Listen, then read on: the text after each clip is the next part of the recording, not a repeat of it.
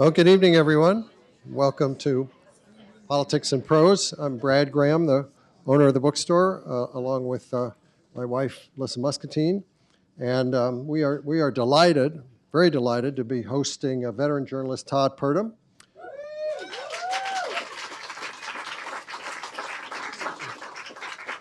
That's really all I'm going to say about him. He's here, of course, to talk about his new biography, Desi Arnaz, the man who invented television, and that's no exaggeration, as you will hear in a few minutes.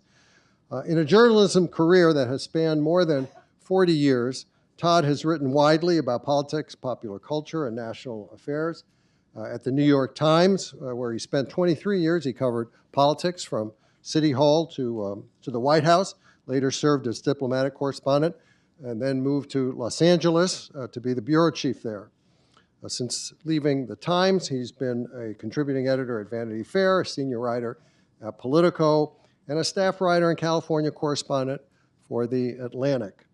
He's also written previous books on Rodgers and Hammerstein's Broadway Revolution and on the battle for the Civil Rights Act of 1964. His new book is about that guy who played the often upstaged, exasperated, yet loving husband to Lucille Ball in the famous sitcom I Love Lucy. Now, how many here have watched I Love Lucy? Okay. Really, there are a few who haven't? During much of its run on CBS from 1951 to 1957, it was the most watched show on television and became one of the most influential programs in history. Ball often stole the show with her brilliant comic antics, while Arnaz, her husband, not only on TV but in real life as well, served as the much put upon straight man, Ricky Ricardo.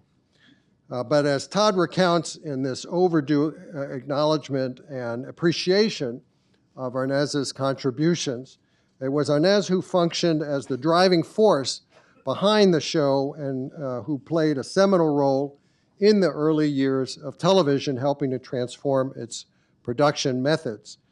A former band leader who sparked the conga dance craze in America, Arnaz not only was a natural entertainer, but proved to be a savvy and creative businessman, and I'll let Todd elaborate on this. But just to cite one example, through skillful deal-making, the studio that Desi and Lucy founded, called Desi Lou, expanded to produce other programs, rented space to even more, and became, by the end of the 1950s, a hugely powerful producer of television content. Nonetheless, for all his success, Arnaz endured much mocking of his Cuban heritage and his accent, and endless slights over his public image as second banana to his superstar wife. And as Todd chronicles in the final third or so of the biography, after Arnaz's rise came his sad fall, marked by divorce, heavy drinking, and extensive womanizing. It's truly an illuminating and touching story told by Todd with authority, thoroughness, nuance, and poignancy. Now, in conversation with Todd will be another veteran journalist and close observer, not only of Washington, but also Hollywood, New York Times columnist and feature writer Maureen Dowd. She's the author as well of 4 books, most recently Notorious, a collection of her very engaging profiles of stars from Hollywood, as well as culture, fashion, and tech. And if you've been paying attention to P&P events in recent months, you will have noticed that Maureen has moderated, well, more than her share of them. I mean, this is actually doing a doubleheader today. She was just moderating the previous event. That's because she has many, many friends, people she knows who have wanted her, and she's had a hard time saying no. I expect any day now to get a note from a demand really from the New York Times asking us to cease and desist using Maureen. She says this tonight, this may be her last event moderating for a while. I can understand that. I hope she comes back. She puts in a lot of preparation for these and really adds value. So we're fortunate to have her again this evening. Ladies and gentlemen, please join me in welcoming Todd Purdum and Maureen Dowd.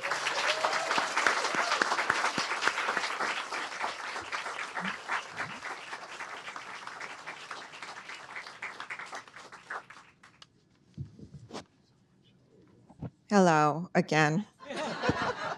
I'm back. All right. So I have to.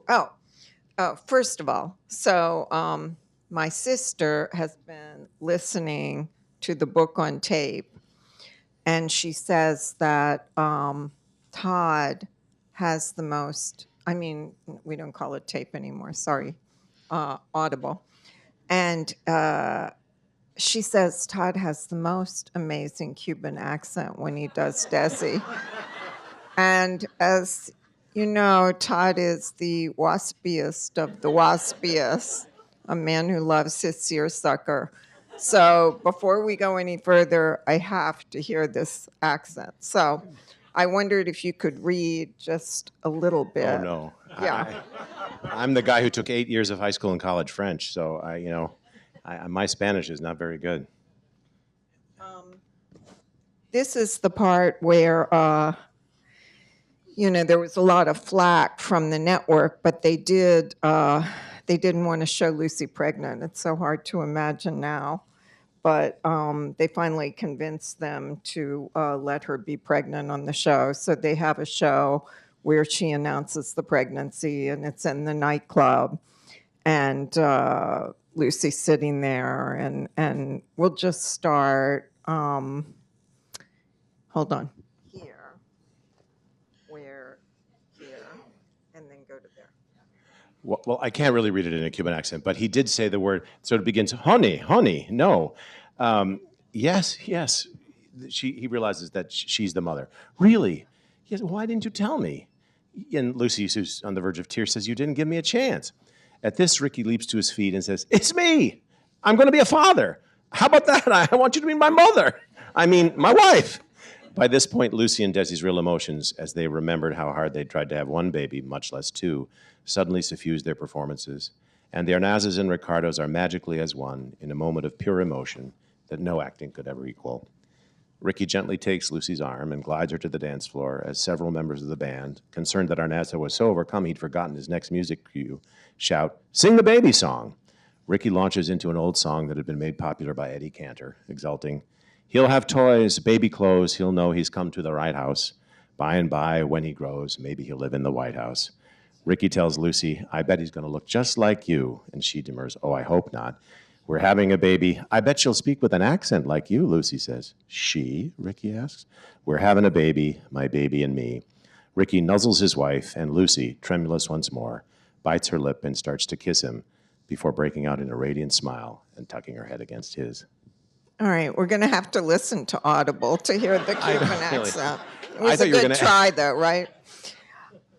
So I have to give you the highest compliment, which is after I started the book, I found myself missing Desi when I was like doing something else. If I was working or driving, even having a massage, I'd be thinking, I have to get back to Desi. Because this book is right up my alley, because I love larger-than-life figures who have a tragic or even sad fall when they become their own worst enemy. And when Desi was on Broadway in the 40s, when America was having an affair with all things Latin, Helen Lawrenson wrote a famous Vanity Fair story, right? Called Esquire story called Latins Make Lousy Lovers, kind of going against conventional wisdom. And so reporters were treating Desi like a Cuban composite of Romeo, Casanova, and Rhett Butler. But somehow he became the Steve Jobs of TV. So I feel like I now have a better grasp of how he did it. But can you very simply explain what he invented or pioneered that transformed television? Well, thanks for having us tonight. And Maureen, thank you so much for doing this. And to Brad and Alyssa also, to Politics and Prose. It wouldn't be a book without Politics and Prose. Basically, Desi grew up in Cuba, the only child of a very wealthy family. And he was raised as a prince. But in 1933, when the American-backed regime of Gerardo Machado fell, he had to flee to Miami with nothing in his pockets. And because of that dispossession, I think he never took no for an answer, at least not for the first answer. So the trauma of losing everything made him willing to risk anything. And he didn't want to be a Latin lover type in the movies. What he really wanted to be, in one of those early profiles, he said, I'd like to be seen as the Cuban Mickey Rooney, which is a triple threat, you know, who could act and sing and dance. And so he had a movie career that was so-so. He always had struggled to find his niche in Hollywood.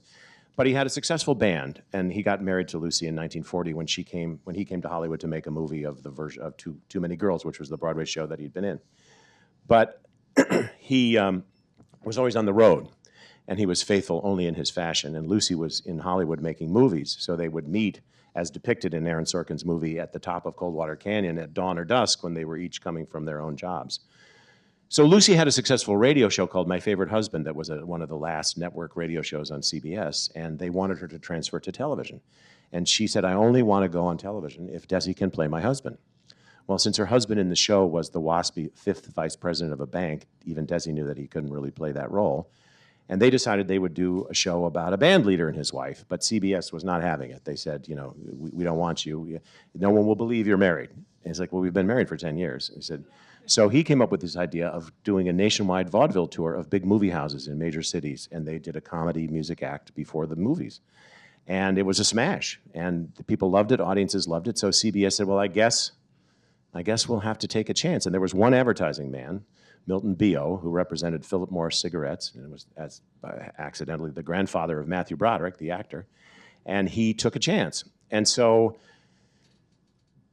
the next question was, they called and said, when are you moving to New York? Because television was completely almost a live medium, and it was centered in New York, where the sponsors were based, where Madison Avenue was based, and there was no ability to transmit a television signal cross-country. The coaxial cable hadn't been finished yet, and the only way that you could record a program, there was no videotape, was by filming off a television monitor, which produced a blurry reproduction called a kinescope, and nobody wanted half the country to see the show on a kinescope. So they said, we have to do the show in Los Angeles. And CBS said, well, in that case, you're going to have to film it, and that's going to cost more. And Desi said, okay, I'll take the pay cut, but then I want to own the film. So as your friends in Silicon Valley would know, and every place else, if you own the IP, if you own the intellectual property, you're the king. And they had to figure out a way to film the show like a little play, live in front of a studio audience, because CBS knew that Lucy worked best with the audience response. And they went to an Academy Award-winning cinematographer named Carl Freund, who'd worked at MGM, and Lucy had known him there. And he said, my boy, you cannot do it. And Desi said, why? This was a guy, he'd started in German expressionist cinema. He weighed about 350 pounds and carried a briefcase of martinis on the set. And he said, because you have to light separately for the close-up, the medium shot. And then he said, but you know, as an intellectual challenge, I'd like to try to figure it out. So he devised an overhead system of so-called flat lighting. And then they had to figure out how to get an audience onto a motion picture soundstage, which is a working factory floor with fire hazards and cables and chemicals. And they did that, and they built a special entrance for a fire exit to the street. And as a result of all this, the long-winded answer is that Desi, with the team that he hired, basically invented the modern method of making a sitcom, the rerun, syndication, sales, and the entire modern business model of television that lasted until the streaming era. And you know, when you watch an episode of Friends or Big Bang Theory, you're watching the legacy of Desi Arnaz. But that struck me as sad that he invented basically reruns, and then he sold the rights to I Love Lucy reruns too early, right? Yes, in hindsight, they sold it too early. What happened was after, in 1956, they sold the I Love Lucy episodes back to CBS for about $5 million. But at the time, it seemed like a good thing to do because CBS owned the distribution rights, and nobody yet quite realized just how lucrative and enduring this program would be. But they used that money as the nest egg the following year to buy the old RKO studios in Hollywood, adjoining Paramount Studios. And that allowed them to have more sound stages, more space. So they eventually became either the producer or the landlord for shows like Andy Griffith and Danny Thomas and Dick Van Dyke, and then in 1959, The Untouchables with Robert Stack. And they became, by the end of the 1950s, the largest producer of television content in the world. So they sold their birthright, in a sense, the episodes of I Love Lucy, to build this empire. And then because Desi was falling victim to addiction and depression and compulsive patronage of prostitutes, it kind of all fell apart.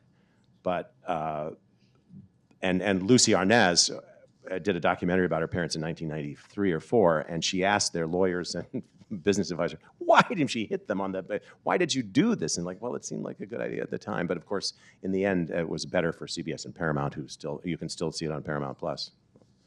Todd's book is all full of interesting factoids along the way, as is Todd himself. And one thing is that originally they offered the Untouchables lead to Van Johnson, but he left in a salary dispute, thank God. Yeah, one other innovation, the Untouchables began as a 2-part, essentially a TV movie on what was then called the Desi Lou Playhouse. After the half-hour episodes of I Love Lucy ended in 1957, Desi and Lucy did occasional 1-hour specials it's now called the Lucy Desi Comedy Hour, and it was interspersed with live drama. I mean, not live drama, but drama or other anthology-type programs. And they came up with this idea to make a show based on the memoirs of Eliot Ness. And Desi had known Van Johnson since they were in Too Many Girls Together on Broadway. But also his best friend when he came here as a little boy, right, was Al Capone Jr. In high school in Miami, one of his close friends was Al Capone Jr. That's kind of what gave him the idea. Yeah, and his father, Al Capone Jr.'s father, was in Alcatraz and so Mrs. Capone would make them lemonade and after school. And anyway, so Al Capone Jr. called him and said, why are you doing this? He said, it's better, believe me, it's better if I'm doing it than someone else is doing it. But J. Edgar Hoover was so obsessed with this show because Eliot Ness had been a Treasury agent and had actually been rejected from the FBI. And Hoover did not want any depiction of this guy as an FBI agent. And he also did not want the show to depict cases that had been FBI cases as belonging to Eliot Ness. So Lucy Arnaz years ago FOIA'd her father's FBI file, and there are memos where Hoover assigned some high-ranking person in the Bureau to monitor every week's episode and give him a report on it to see what they had done. But also, at that point, Eliot Ness was kind of like washed up and in some little office in Pennsylvania, right? Exactly. He had kind of ended his life not very well. And it became a huge smash hit with Robert Stack and Lee. So Van Johnson, they said it's going to be 2 episodes, and his wife, who was his agent, said, well, then we want double the pay. And that's why you don't want your wife as your agent. And Robert Stack, they reached Robert Stack at 3 a.m. at Chasen's Restaurant on a Saturday night, and the shooting was supposed to start on Monday. And he said, okay, I'll do it. And they took Van Johnson's wardrobe to Stack's house the next day and altered it so it would fit him. And they started filming the show, and it became such a huge hit, and Stack owned a piece of it and got rich as a result. And on the day that the show won an Emmy, Desi gave Stack a Mercedes convertible, which he had to the end of his life. And it sparked the first serious debate about violence on television and a tremendous outcry from Italian Americans who felt they were being unfairly put. It was foreshadowed the dispute of a decade later about the making of The Godfather, when people were upset that this was going to hurt Italian Americans. And anyway, it's just that's another thing that he was a breakthrough pioneering. And was that one of the first times they did night filming? Yes, that was the first time they really brought, but because they had bought the old Selznick lot, which was part of the RKO purchase in Culver City, where Gone with the Wind was filmed, and King Kong. And they filmed The Untouchables like a movie at night with lots of vintage vehicles and special effects and real weapons and so on. And it brought cinematic level quality of technical expertise to television really for the first time, and that's part of what made it. And I remember my parents talking about watching it all the time. There's a wonderful line in Billy Wilder's movie The Apartment where this guy's having an affair with a woman, and he wants to shift it from Monday to Thursday nights because that's when Jack Lemmon's going to let him have the apartment. She's like, not Thursday night, that's Untouchables with Bob Stack. And Right. And another thing that shocked me when I read it, I guess I felt like I didn't know it, was that Ayn Rand had been in charge of the wardrobe department at RKO. Yes, earlier in her I career. mean, can you imagine what that wardrobe Early in her department career, was like? yeah. Objectivist, but no, she was the head of the wardrobe department at RKO, and when the Untouchables was under fire from so many quarters, she wrote a review and said that Eliot Ness was the one authentic American hero of the moment, and she loved the show. So I don't know if this is a question, but I liked when you wrote, in truth, Desi was not cut out to play a stereotypical Latin lover, and he never really did. He was a caballero, not an enamorado, radiating a sweetness and wholesomeness more than any sense of danger or dark romance. You quoted someone saying he was a corny Casanova, the Latin lover next door who wouldn't abduct you like Valentino unless he married you first. Yeah, I mean, there's a sweetness to Ricky Ricardo, and I think one of the reasons that he became an all-American archetype of father and husband is because there's something quintessentially nice and normal about him. There's a little hint of danger. He gets really angry at Lucy sometimes, and one of the things that he was brilliantly subversive about. When he gets into these fusillades of Spanish, either the CBS censors didn't know or didn't care or assumed Anglo audiences wouldn't know, but he actually is saying things like, look how this woman screws with me. And they let it pass. And if you'd said that in English, they never, ever would have allowed it. But his basic persona in the movies, which worked against, he wasn't Ricardo Montalban, and he wasn't Cesar Romero, and he wasn't, Pedro Almodovar. He wasn't a villain. He wasn't, and so he struggled to get traction. And he really was kind of like Mickey Rooney. I mean, he could sing. He could. You know what I realized when I was reading your book is Katharine Hepburn. A lot of her movies were kind of the taming of the shrew. She knew she had been box office poison, and she knew what worked for her, and she helped shape them so that at the end, Spencer Tracy would be kind of taming her. And in a way, that was also the dynamic here. It was like the taming of the shrew. The guy is always trying to get control of the wild woman. Yeah, Lucy's always trying to break out of the house and get into show business. Desi's always trying to keep her there, wife and mother. And the truth is, neither one of them, they each did things before and after, she more successfully than he did, but neither one of them ever did anything that equaled what they'd done together. And somehow the catalytic... It's like Lennon and McCartney. Yeah, someone just said that to me this morning, but the combination of the two of them was greater than, the whole was greater than the sum of its parts. And the sad thing about it is, even though their marriage ended after 20 years, they each recognized that. And to the end of her life, Lucy was the first person to give Desi credit as the brains behind the show, the driving force behind getting it on the air. And they had a very successful divorce in the sense that a lot of the tension went out of their relationship and they could be tender with each other again. Yeah, that's interesting that even though she's a redhead, she wasn't vindictive like some redheads. She could be. So... You're not vindictive. This is observation from our friend Carl Hulse, who's here.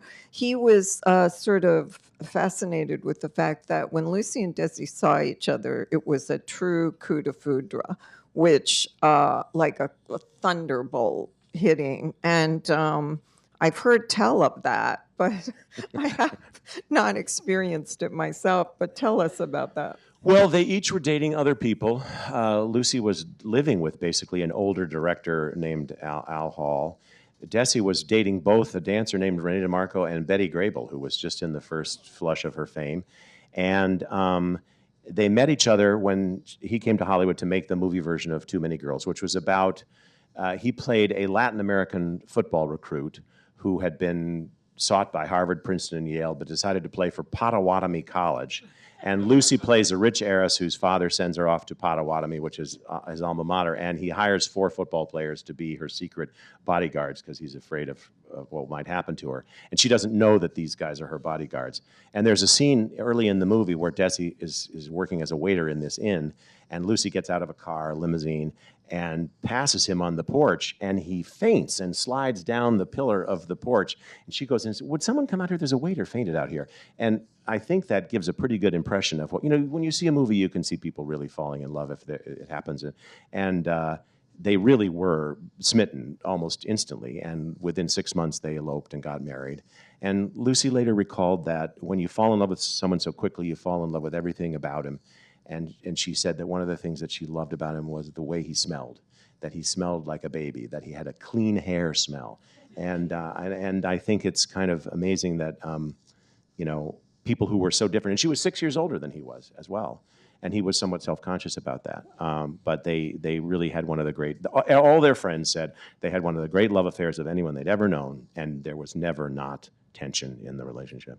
Yeah, they had a relationship, one of those relationships, like Liz Taylor and Richard Burton, where the fighting is the foreplay. I could not do this. I would find that agonizing, that you had to fight to kind of make up. But in the end, I feel like that kind of relationship wears you down. Yes, and I think the other paradox of the whole thing is they wanted to make the show so they could be together, and they made the show together, and then it was ultimately the stress of 24/7 home and work, constant contact, that it became too much, and it was really to wore them down. Yeah, there's an interesting thing where Ida Lupino and her husband are starring on one of the hour-long shows, and Lucy gets jealous of Ida Lupino. But was she the only one? I was amazed Desi survived the Tallulah Bankhead. No, Because Tallulah Bankhead used to say she voracious. was as pure as the driven slush. She was men, women, anyone. They were making the Tallulah Bankhead episode was the first hour-long episode, well, second hour-long episode they did, and they were making it on the night that they finalized the purchase of RKO Studios.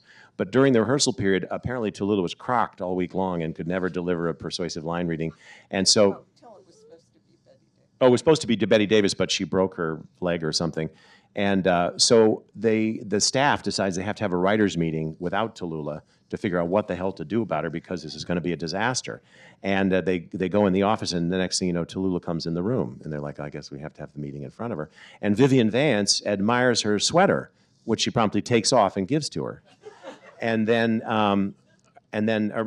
Lucy admires her sweater. And then Vivian Vance said, well, it's a good thing you didn't admire her pants. And then she takes off her pants as well. And so the meeting ends in a big moment. But as Lucy Arnaz told me, Desi didn't have affairs. He didn't have relationships with, as she said, dames who had names. He just, he compulsively patronized hookers, and sometimes more than one at once. I just have to interpolate one Tallulah Bankhead story. I'm sure you know this, Todd, that when she was filming Lifeboat with Alfred Hitchcock, Alfred Lunt, was he? No, who was it? Was it? It was Alfred Hitchcock, the director. No, but one of the actors, or two of the actors, went to Hitchcock and complained that in the Lifeboat, Tallulah Bankhead wasn't wearing underwear. And so they said, can you do something about that? And Hitchcock thought about it for a minute, and he goes, I would, but I don't know whether to send her to wardrobe or hairdressing. Well, the accounts differ about whether she was wearing any underwear when she took off her pants, but she was at least wearing a short teddy. She did it in the writer's room. Yeah. Okay, so Desi was a refugee, not an immigrant. He would always say he was a refugee, not an immigrant. But in Hollywood, they lumped all the Latins together. At a roast of Arnaz, the lyricist Sammy Kahn wrote a parody to the tune of That Old Black Magic with the lyrics, yes, he's the wetback they all waited for, the wetback TV was created for. Now that was Friends saying this. Yeah. Desi kept a sign in his house proudly proclaiming English broken here. And his friend George Schlatter said that Desi spoke no known language. Desi never really became a great musician or learned to speak English perfectly. He did, however, invent the conga line, and that's something to be proud of. But I guess, do you think in these more sensitive times you could have a show revolving around making fun of one of the principal's foreign accents? Well, probably not. But one of the things the writers quickly realized was that only Lucy could make fun of Ricky's accent because it was clear that it was in a loving, joshing way. And if other characters did it, it seemed mean-spirited. The other thing they realized was if they wrote out dialogue in dialect, in an accent, he would pronounce it perfectly. So they just wrote it in English, and then late in his life, he told a wonderful story about how you couldn't say the word pregnant during the episodes when Lucy was pregnant in real life and on the show. So he turns to David Letterman and says, you had to say Spectin. And there's a huge audience laugh, and then Desi takes a beat and says, Spectin was better for me anyway. And David Letterman says, still is, because you couldn't get a laugh with pregnant. And but he was self-taught. He never went beyond high school. He was a big fan of Abraham Lincoln. He was a voracious reader. And people who knew him said that he wasn't flamboyant. He said funny things. He talked loud. But he was really a deeply thoughtful, interested person and self-taught. It's so weird to think when the networks didn't want Desi, one of the reasons was they saw Lucy and Desi as a mixed race couple. Yeah, and when they were dating, they went to Big Bear Lake in California, and a waitress said, "Are you an Indian? I can't serve Indians." And he grew up in Santiago de Cuba, which is the second largest city, and it's also the root of Cuban music and a large Afro-Cuban population and cultural influence. And there are more black-skinned Cubans in that part of the island than any other place. Desi, in his own memoir, said he wasn't really conscious of race until he came to America. But I think that's disingenuous because there was actually a rather rigid racial hierarchy when he was growing up, and there were segregated schools and things like that. But he would have thought of himself, I think, as ethnically, culturally white because his ancestors had come from Spain. But he suffered tremendously. Well into the 1960s, people in the Los Angeles Times and other publications would, in print, quote him in dialect saying, the thins I did before were not the thins I wanted to do. And, let's just say you would not get away with that today in a major publication for a good reason. I think it's hard to fathom in our fractured media environment how dominant Lucy and Desi were at the dawn of TV, which is also funny because they were kind of has-beens in movies. And then they came into the new medium and took over. And Todd, you write that in the 80s, TV Guide judged that Lucille Ball's face had been seen more often by more people than the face of any human who ever lived. Yeah, I don't know if that's still true, but it was. And you said on movie and TV locations, to this day, the doors of the honey wagons, the portable toilet trailers provided for actors and crew, are not labeled men and women, but Desi and Lucy. I have George Stevens to thank for that, who sent me a photo from a bunch of location on the Upper West Side of New York where the trailers were labeled that way. And it's to keep the public from trying to walk into some room that says men or women, but if it's a code for the crew. To give you a sense of, I Love Lucy at its peak routinely drew an audience of more than 30 million people every week, sometimes as much as 40 million people, in a country of 150 or 160 million people. Now, if NCIS or 60 Minutes or a show like that gets 10 million viewers in a country of 300 plus million, it's a big, big deal. So everybody on Tuesday morning was talking about what had happened the night before. The water pressure in Chicago sunk at 8:15, halfway through the Central Time slot when people were going to the bathroom. Marshall Field changed its opening nights. It had stayed open late on Monday nights. It decided to stay open on Thursday nights instead. And I found I have to say a thank you to Ray White and Mark Eden Horowitz of the Library of Congress who are here tonight. And without them and their wonderful stewardship of the Ball Arnaz collection and the music division of the library, this book would be so much less of a good book. But I found a church bulletin from Indianapolis in which, in the middle of the Korean War, inviting people to a Monday night prayer service, quote, for the troops in Korea, and you'll still get home for the last 2/3 of I Love Lucy. And that's how it was just and so also dominant. Tell about the head of Philip Morris, right? So when Lucy became pregnant in real life with their second child, who became Desi Arnaz Jr., she had the kind of pregnancy in which she really was very visibly pregnant. So the choice was to write the pregnancy into the show or have the show go off the air. And since it was only going into its second season, that didn't seem like So CBS and Philip Morris were completely they just were totally opposed to this, because if a pregnant woman was on television, that meant she'd had sex. And anyway, so Desi finally got desperate, and he wrote a letter to the chairman of Philip Morris, Alfred Lyon, and said, "Dear Mr. Lyon, we've given you the #1 show on television. If you don't want us to be responsible for that anymore, then you will have to be responsible for it yourself." And he later found out that Lyon sent a memo around to the staff saying, "Don't pungent Anglo-Saxonism mess with the Cuban." And so they hired a tripartite panel of a Catholic priest, a Protestant minister, and a rabbi to vet all the scripts. And these guys had no objection to it at all, but they would go out to dinner every week when the show was being filmed, and they became good friends. And they were so afraid that it would be some breach of taste that they wanted to have this. Yeah, it was the era of the Immaculate Conception. Yeah. So this was a big scene in the Aaron Sorkin movie, but you do such a great job with this. Tell when the show almost got derailed, when the world's most famous redhead was called a red. Yeah, what happened was Lucy's father died before she was 4 years old, and her father figure was her grandfather, her maternal grandfather, who was an old line kind of American socialist. And when she became successful and first got a job in Hollywood, she brought her whole family with her to live in a little frame house that's still there in Hollywood. You can go see it today on Ogden Drive. And her grandfather in 1936 urged the whole family to register communist in the middle of the Depression. He wanted them to. She didn't actually vote the communist line, but she registered communist. So in the 1950s, when the people were looking for reds under every bed, she got called in privately before the House Un-American Activities Committee and asked to explain this. And she did in private testimony. And they seemed satisfied, but then somehow it leaked. And one Sunday night, Walter Winchell had a blind item on his radio show, "What redheaded comedian is, So this became a crisis because careers had been ended overnight in Hollywood and Washington, too, if you had any suspect affiliation.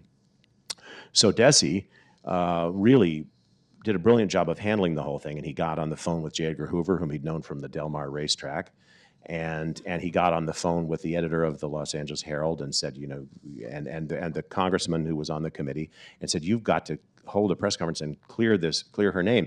And this was all happening on the night they were taping the beginning of the third season of I Love Lucy in the fall of filming the third season in the fall of 1953. So ultimately, the afternoon, the guy, they hold a news conference, and the word comes that Lucy's been cleared, and she's afraid to go on because she's not sure how the studio audience will accept her.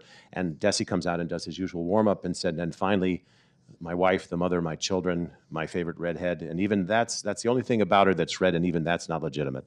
And the audience shouts, "We love you, Lucy," and she cries, and the whole thing gets. But for the rest of her life, till her dying day, she never again voted. She was afraid of having anything to do with politics.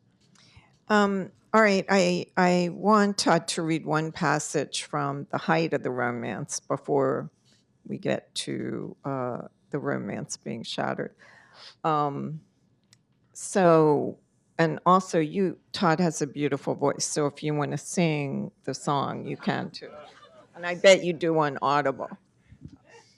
Oh, I don't know the music for this song because he wrote it song.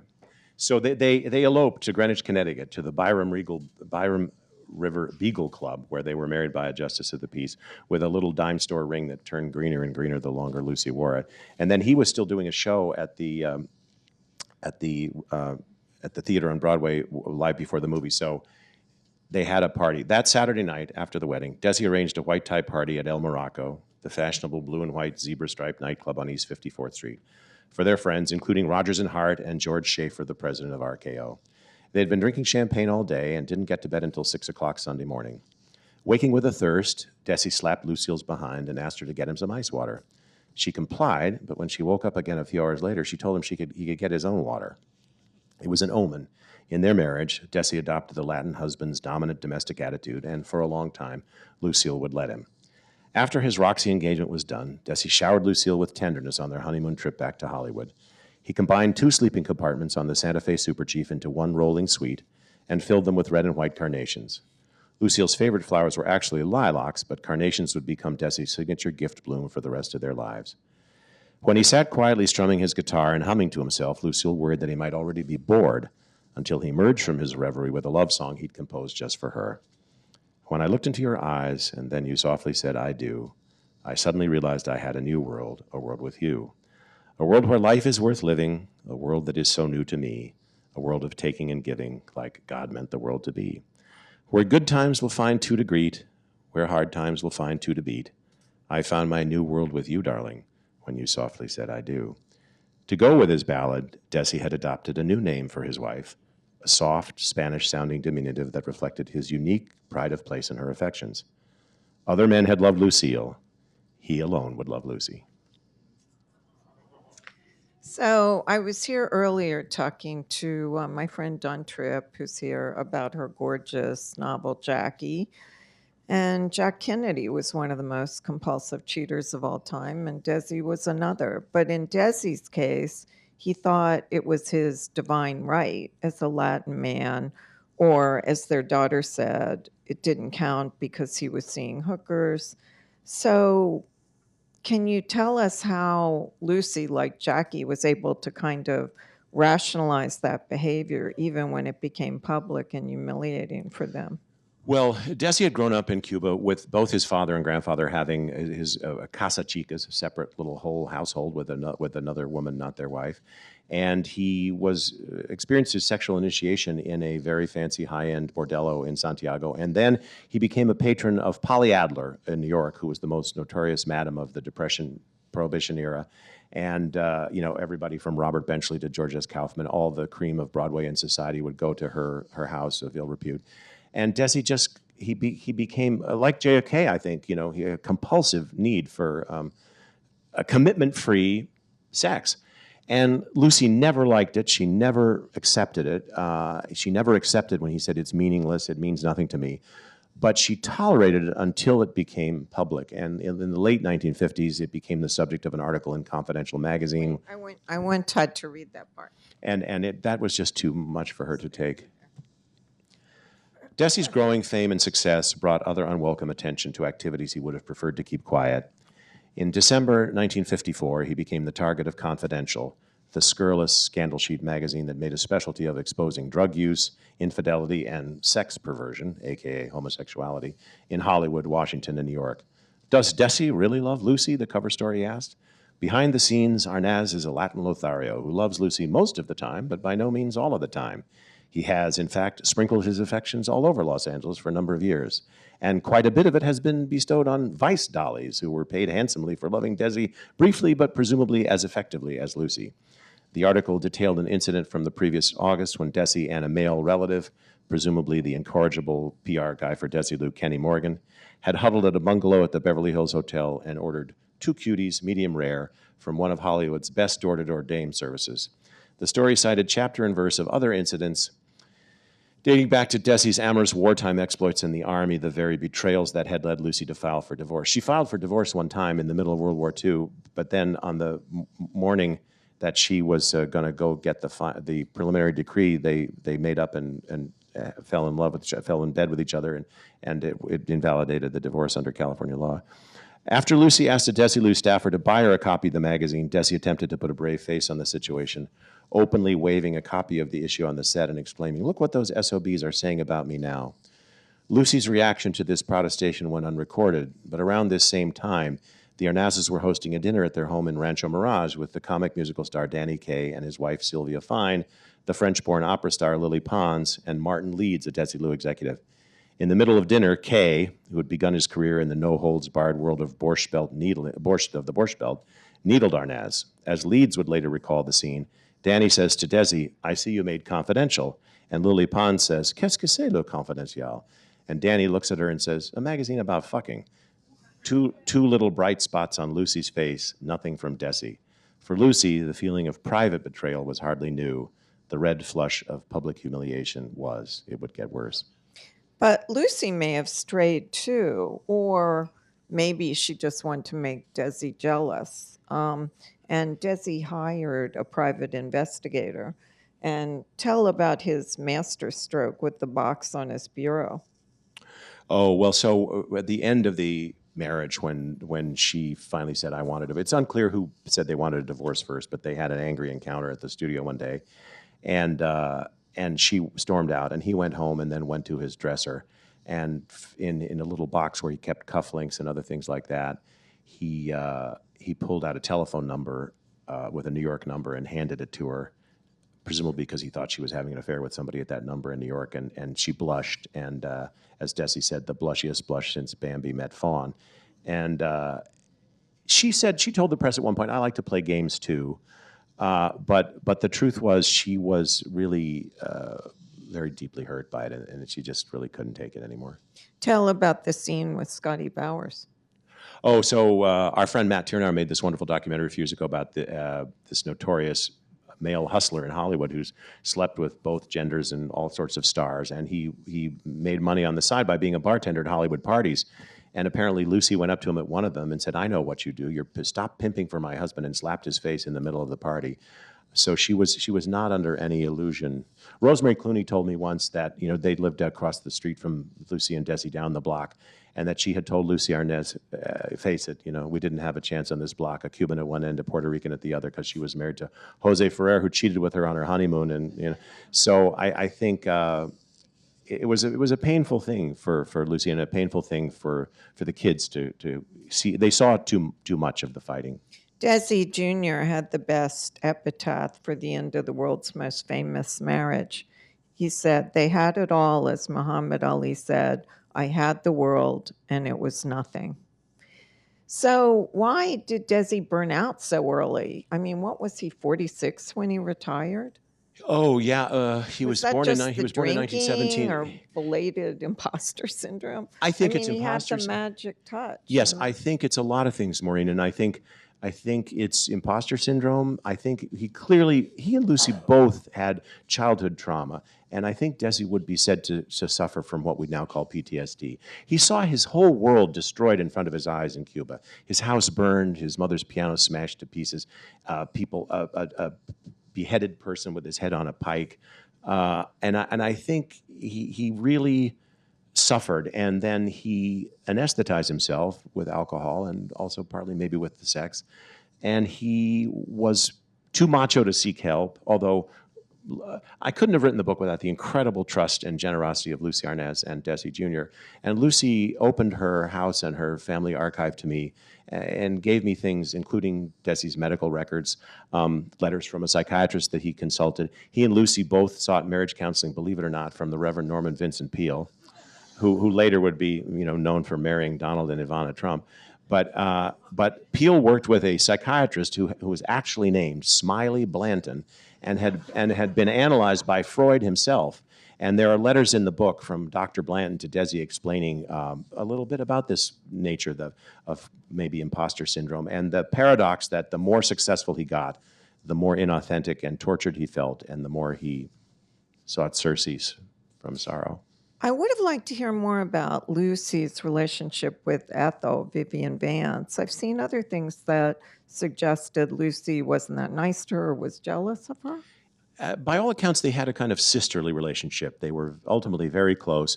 There were angry periods between them. And later, when Lucy made her subsequent series, The Lucy Show, and Vivian Vance by that point was remarried and living in Connecticut and would commute to LA to shoot the show, she ultimately quit the show, and it made Lucy very mad. She was very upset that she felt Vivian had betrayed her a little bit.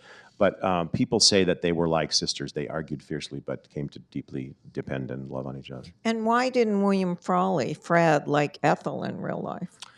William Frawley was a curmudgeonly character actor who'd been in all sorts of movies and had grown up in vaudeville and helped popularize songs like Carolina in the Morning and My Melancholy Baby.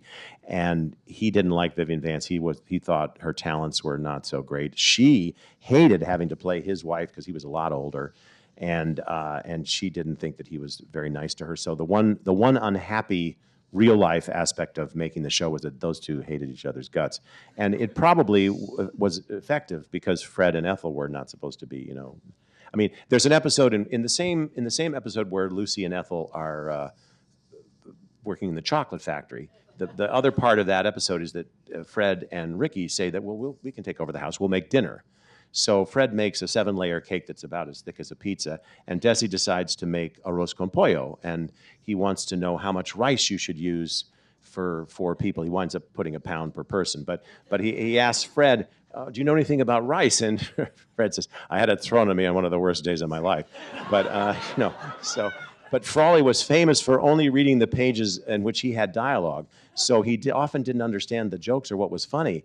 And he didn't understand why one scene called for him to come into the Ricardo's apartment and say, "Hello, Ethel," because he'd missed the fact that Ethel was costumed in the rear end of a horse costume, and he saw her rear end of the horse and still recognized her as Ethel and said hello. And he said, "Oh, that's funny." But well, if you read the whole thing, you would understand more. Now, I do have to say, I never liked I Love Lucy again once they moved to Connecticut. I don't know if that made me not like the real Connecticut, or not liking the real Connecticut made me not like Lucy's Connecticut.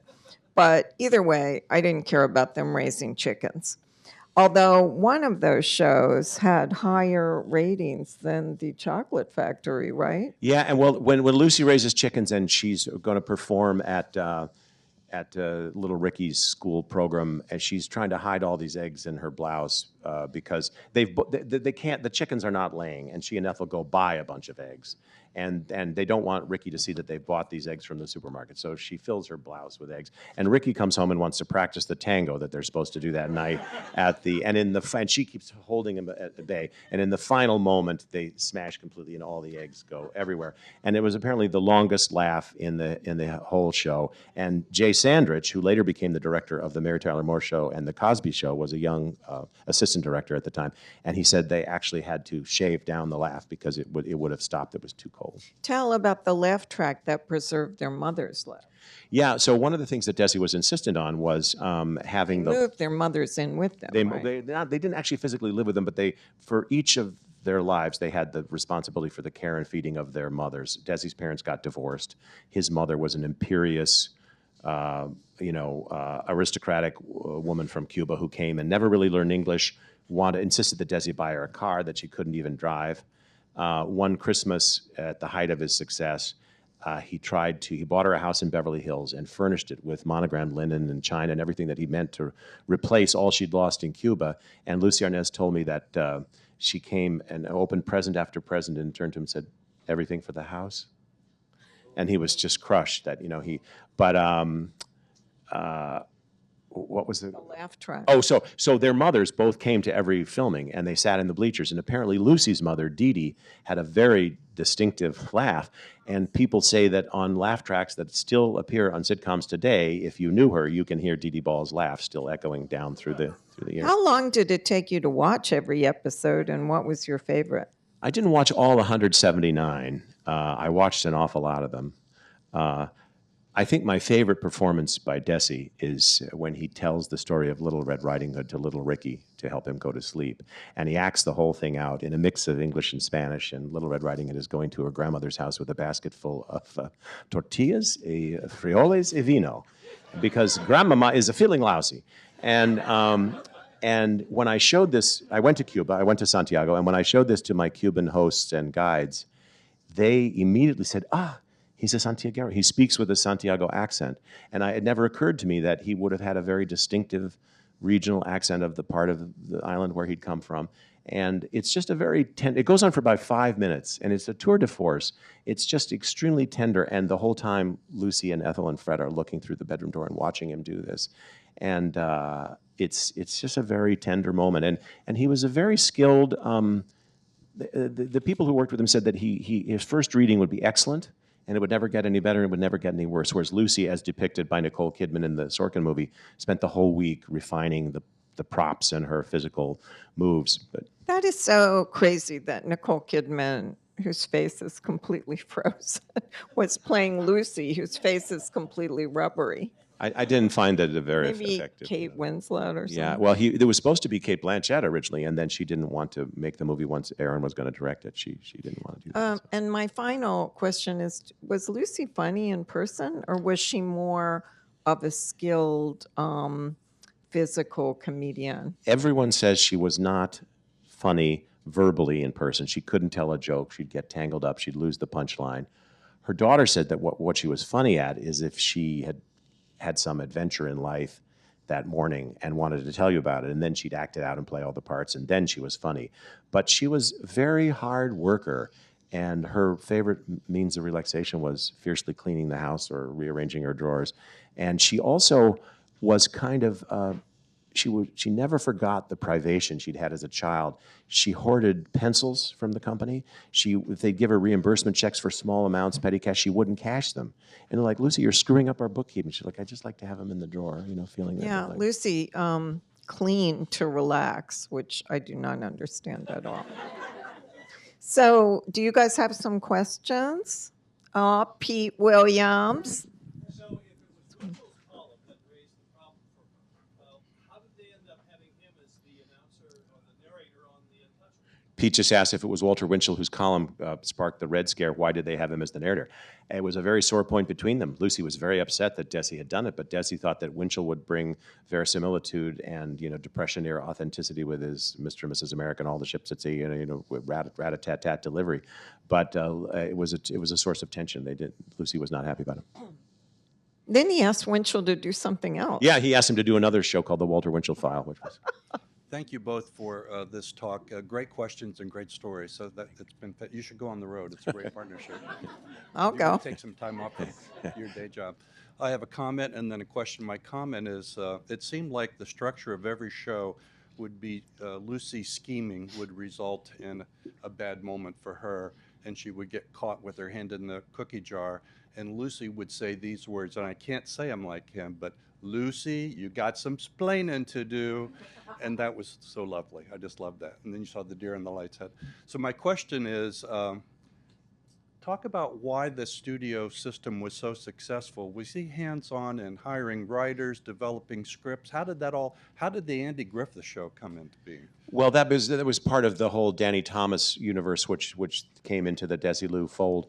But Desi was the opposite of micromanager. He would hire qualified people and then give them their head.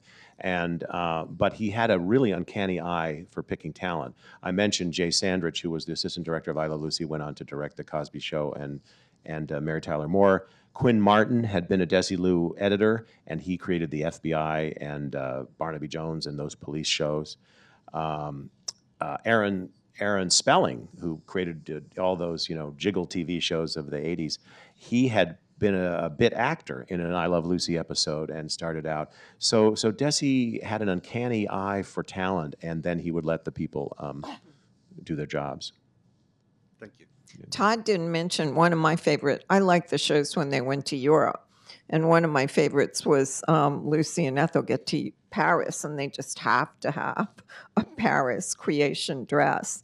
And Desi and Fred don't want to spend that much money. So I think they make them some dresses out of cardboard boxes or something. Burlap and sort of buckets on their head, and they try to suggest that this is the latest thing. And they stroll around in these crazy dresses. And there's a very statuesque and beautiful model who walks by in a passing scene, and it is the real-life mother of Cher. What? Another interesting fact, Lucille Ball went to high school with the mother of Patti LuPone, whose name was Angelina Patti, P-A-T-T-I, and that's why Patti LuPone is P-A-T-T-I. Yeah, Todd is the trivia king. Don't ever take him on in trivia. Hi, my name is Ryan. I'm a high school history teacher. And I'm curious to know, on a more personal level, what did Desi's second marriage contribute to his life? He made a happy second marriage, as happy as he could given his propensities for infidelity, with a woman named Edie McSkimming Hirsch. And her husband had been the head of the Calcan pet food empire. And Desi had first met her when she was a cigarette girl at the Santa Anita racetrack. She was a redhead, and they were neighbors on the beach down in Del Mar. And when they were dating, Edie was still married to her husband. Desi was divorced by then. And at one point, he and the husband each had private eyes trailing the other, until finally they said, let's just give up and reflect reality. But I talked to her son, Greg, who became Desi's stepson at the age of around 9. And he told me what a wonderful stepfather, warm, loving person Desi had been. And they'd all gone fishing one day on Desi's boat, deep sea fishing, and Lucy Arnaz caught a marlin, and Desi Jr. caught a sailfish. And for each of them, there was a special flag, a red flag for one fish, a blue flag for the other. And he caught a fish called a wahoo, which they didn't have a flag in the boat, so he began to cry. And Desi said to his wife, Edie, go below and take off your bra and give me your bra. She's like, what? And he told Greg, now when we come into port, they're going to have the red flag for the marlin and the blue flag for the sailfish. And when they see that bra, they're going to go, wahoo, and that's your fish. And it brought me to tears to think that somebody could be that soft-hearted about, trying to make his stepson feel good. But So first of all, the two things that I've loved since childhood are Rogers and Hammerstein and I Love Lucy. So I'm really curious what your next book is going to be about. can I say this in public? I think I can say that Lynn Lear, the widow of Norman Lear, has generously agreed to give me the first crack at his archive. So I think I'm going to do it with Norman Lear. Well, I'm looking forward to that one. I'm also curious, Desi wrote his own autobiography in the 70s, which I think in general is quite candid, but especially for that time. Yeah. I'm curious how you found it lined up with the reality that you discovered. It was very candid for the time, especially about SEX, and it got dinged in a lot of reviews for being a little oversharing.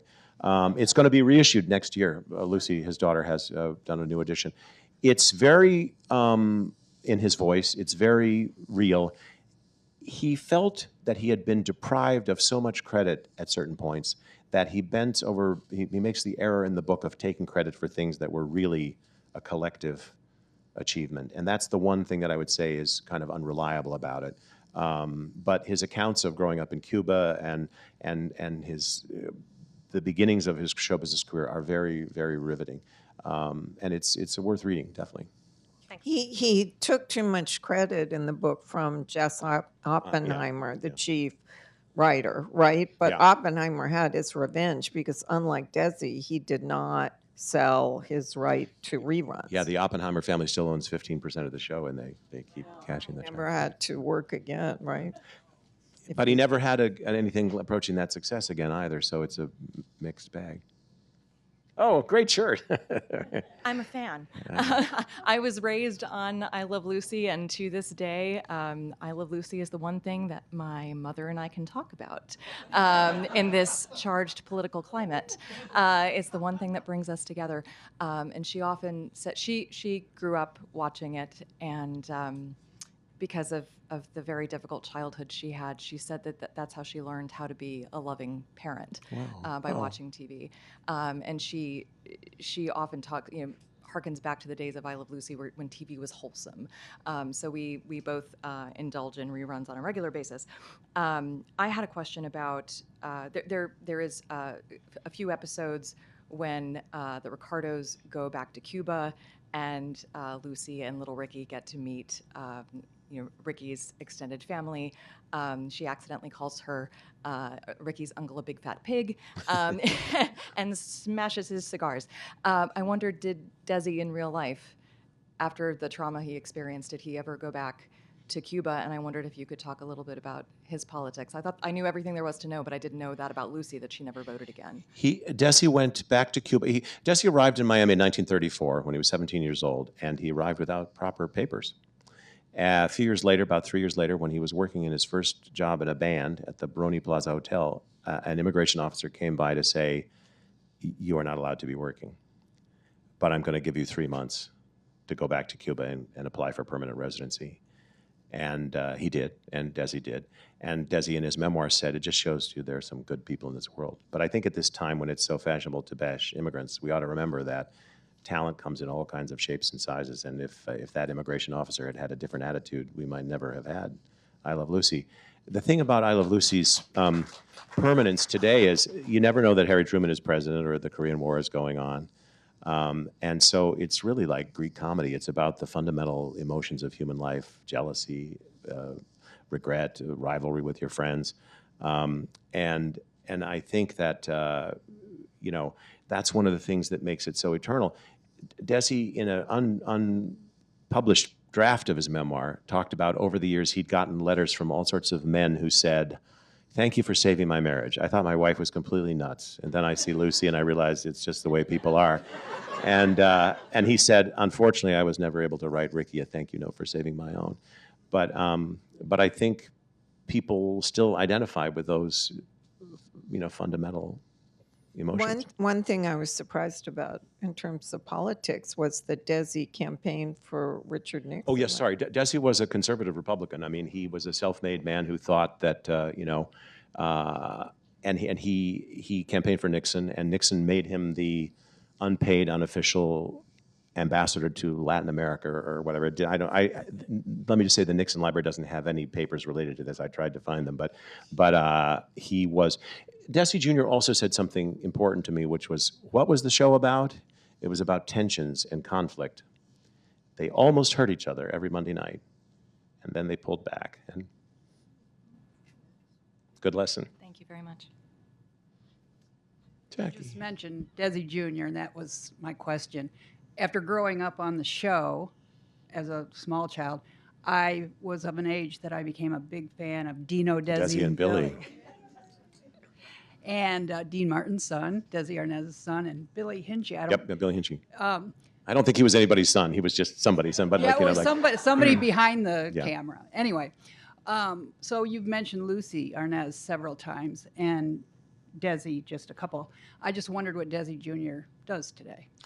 He lives how his life has worked out. he was very generous to me. Lucy takes the lead in the stewardship of the family business and of her parents' legacy.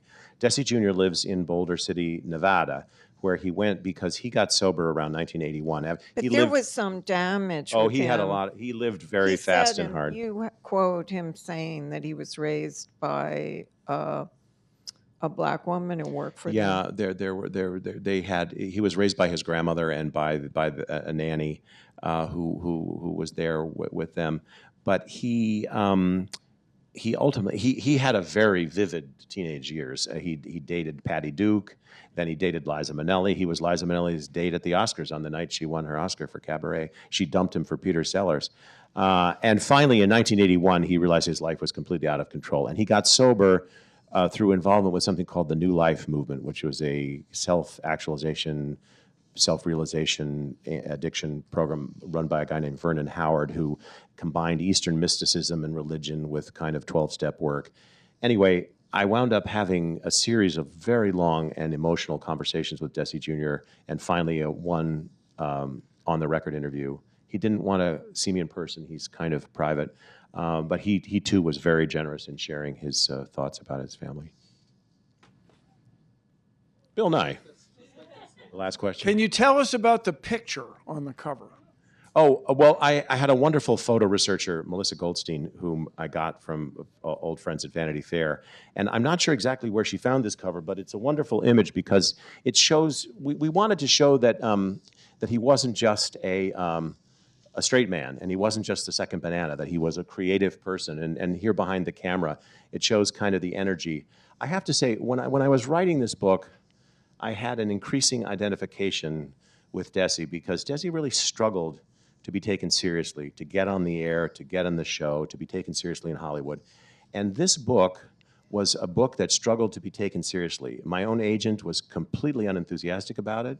He did not like the idea. The publisher of all the books I'd ever written rejected the proposal, which I had to give them as a right of first refusal, and they misspelled my name twice in doing so. And finally, I'm convinced that the reason the book is here today is because I made my agent call Jonathan Karp at Simon & Schuster, and he said, well, you should talk to one of our new editors, Mindy Marquez, the longtime editor of the Miami Herald. And she's a Cuban American. Her parents are from Santiago. And within 72 hours, she and your old friend from Time Magazine, Priscilla Payne, bought the book and understood that it was an important story worth telling. So I think another thing we need to remember in this day and age when everyone wants to beat up on diversity, that's an example of the difference that difference makes for gatekeepers who are in charge of our storytelling, and I wouldn't have the book without them. And you're also married. And you're also married to a very beautiful, strong, talented woman. A blonde, yes. But Lucy was a blonde at one point, too. But I also owe the book to Dee Dee because I couldn't have done it without her encouraging me to, as I said earlier, I was involuntarily liberated from my job as a journalist in 2020 in the pandemic when I lost my job at The Atlantic, and I needed to find something else to do. And it was very painful to me to realize that my career as a journalist was sort of over. But doing this book, which Dee Dee has been endlessly encouraging about, it's more fun than the day job anyway, so it's pretty good. All right, I hope Todd has explained everything to you. Thank you all so much for coming, really. I really thank you so much.